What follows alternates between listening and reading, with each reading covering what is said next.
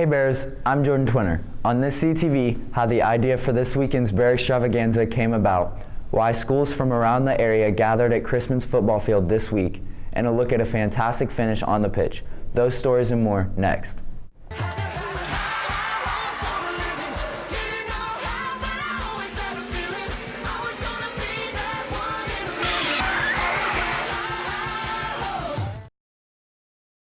A first-of-its-kind event for Chrisman coming up this weekend, Bear Extravaganza takes place Saturday evening on the track. Student Council organized the event. Clubs, sports, and other Chrisman groups will run games as part of a carnival. To play the games, you must purchase a ticket. You can buy 2 tickets for $1. The money will stay with the respective group or club running the game. Not only can the event help with fundraising, but it also provides a fun activity for students and the community. I was looking through different things through Student Council about how to get the community involved and how to build a better relationship with the community and the students and make a better feel culture-wise in the school. And so I've seen Liberty High School had done sort of something similar to it. They did just a movie night on their field, and so I was trying to think of something that would be a little more, I guess, make the night more eventful, more fun. After the carnival, stay for a showing of the movie Brother Bear. The entire event is open to students and people of all ages. A strong turnout expected Thursday for the annual DECA Fall Blood Drive. Almost 90 donors signed up ahead of time. This year, the event takes place in the hallway outside the auditorium instead of in the small gym. It's only October, but seniors are already being asked to think about caps and gowns. Jostens provided ordering information for the class of 2020 on Wednesday. A representative will return next Friday to take orders. Chrisman's FCA hosted other schools from around the area Wednesday night for Fields of Faith. The event takes place each fall at schools around the country, but this is the first time Chrisman hosted one. The night featured worship, prayer, and student speakers. Chrisman Jr. Laurie Douglas emceed the event. Former Chiefs player Danon Hughes also spoke. The idea to host this event came about last October. Last year there was one up in Platte County. There wasn't any going on in the Kansas City metro area last year, so we took a small group of our FCA kids up to Platte County High School and went to their event. And after it got done, we were just floored, and we had such a great time. The students that went with us were just like, we've got to do one of these. Organizers say they hope to make hosting a Fields of Faith event a regular thing. Chrisman's cheer team will compete at state. They advanced out of the Kansas City Regional on Saturday by finishing 3rd in their division. The state competition takes place in 3 weeks. The Missouri Cheerleading Coaches Association hosts the event. The Bears football team wraps up their regular season Friday. They will look to pick up their 3rd win of the season when they travel to Belton. The Pirates are winless on the season. Chrisman dropped a tough one last week.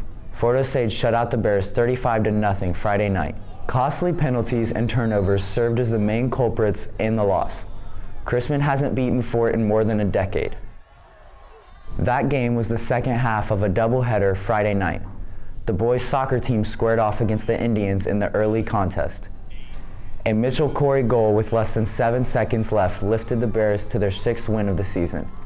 The boys did turn around and fall to Staley on Monday.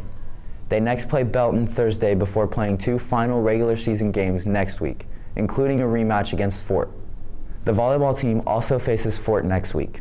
They'll play the Indians in the first round of districts on Monday. The team wraps up the regular season Thursday evening when they host Ruskin. Districts take place Saturday for cross country. The boys and girls teams will compete that morning at Lee Summit North. Districts already concluded for golf, tennis, and softball teams. The Bears softball team fell to St. Teresa's Academy last week. They ended the season 6-17. The girls tennis team experienced the most successful season of any Chrisman fall sport this year. They repeated as conference champions, advanced past the first round of districts, and one player broke a school record. CTV's George Cerritos tells us what team members feel went well and what they'll remember about this year. The girls' tennis season ended earlier this month in the 2nd round of districts. The team finished 11-5. While they didn't make it as far as hoped, coaches and players feel positive about how things went overall. It went pretty well because we worked together as a team and we just had a lot of fun. Performance-wise, I couldn't be happier with the newer players. They worked really hard. Our novice and our JV teams were very successful this year. I think JV went, 10-4 or something like that as well. And our varsity team finished our team season. We did lose the other day, so we're at 11-5 was our final record, which is still the most successful season in the history of Chrisman. They say the team made strides in specific areas. Overall, as a team, I felt like it went really good, and we were really successful, especially when we needed to be successful in our conference, and so that's what led us to be conference champs again. I think we did really good jobs on having each other's backs through the season, always supporting each other, and just not getting too down when we lost. Each member of the team experienced personal highlights this season, but one made history. Senior Nicole Eppert broke the school's win record with her 93rd match victory on October 3rd. I didn't think I would ever beat the record, but I think there are other chances for other people who might be able to do it as well. My personal highlight is seeing Nicole Eppert break school records. There is no better kid. Coaches and players say the biggest thing they'll remember from this season is how the team grew together. I will remember the activities that we've done, like how close we've gotten with each other and all the funny things that we did, like the laughs and the giggles and all that. There's none of these school barriers. It's just kids being kids and coaches being coaches, and it's so much fun. With Jordan Twinner, this is George Cerritos reporting for CTV. Wow, Kaylee. All conference honors for a member of the girls' golf team.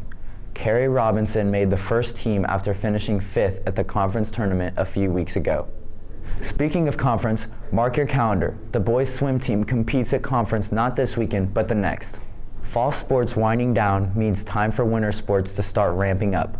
Official practices for basketball and wrestling can begin the first full week of November.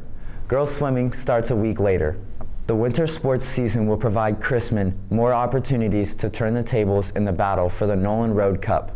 The Bears trail 6-2 after the 8 varsity fall sports. More than a dozen Chrisman choir students will participate in the KC Metro Honor Choir Festival next week. It takes place Monday at William Jewell College. The students were chosen after auditioning earlier this month. A national honor for a Chrisman senior. On Monday, Carrie Robinson was recognized at a nationwide event as a 2019 recipient of the Girls Living STEM Award. It recognizes her as an advocate for science, technology, engineering, and math. The event took place out of state, so she couldn't attend. Robinson said she'd never even heard of the award before receiving it. I got an email, I asked Hook about it. He said, he just kind of told me that he nominated me, and so I had to go to the website to go find like what it actually means, and I was pretty excited. And then I didn't realize that it was only so many girls in the United States, and so I was pretty much excited after that. Mr. Hook nominated Robinson for the honor. She's one of just 3 students in the Kansas City area to receive it this year. Only about 50 girls received it nationwide. Another senior also received recognition earlier this month for completing a national program. Over the summer, Melanie Cox participated in the Congress of Future Medical Leaders in Boston. It's an honors-only program for students who want to become doctors or work in medical research. A couple weeks ago, she received her official Award of Excellence, which notes that she successfully completed the program. Earlier this month, this year's homecoming king and queen were crowned. Neither Eli Middleton nor Mallory McGraw expected to win, but both said hearing their names announced as the winners was surreal. The crowd went quiet. I mean, in my head, like I couldn't hear them anymore. All I could hear was my mom standing next to me saying, "You won," and I didn't even hear what guy won because I was just amazed at what just happened. Like, it was amazing. I had tears of joy. Honestly, like I had like zoned out a little bit because like I said, I didn't think I was gonna win. So then when they said my name, I was like, okay, we're doing this now. But it was really cool. It was like this like liberating like movie moment. I was like, oh. Finally, if you like the television show Amazing Race, the ISD is holding one of its own this weekend. It takes place Saturday at the middle school campus. Teams of 2 can compete in one of 2 sessions. Those sessions start at 10 and 1. It costs $49.99 per team. All proceeds will benefit the ISD running clubs. To register to participate, go to greatamazingrace.com. That's it for this CTV. Make sure to subscribe to our YouTube channel. Look for a new video podcast to post there next week. I'm Jordan Twinner. We'll see you next time, Bears.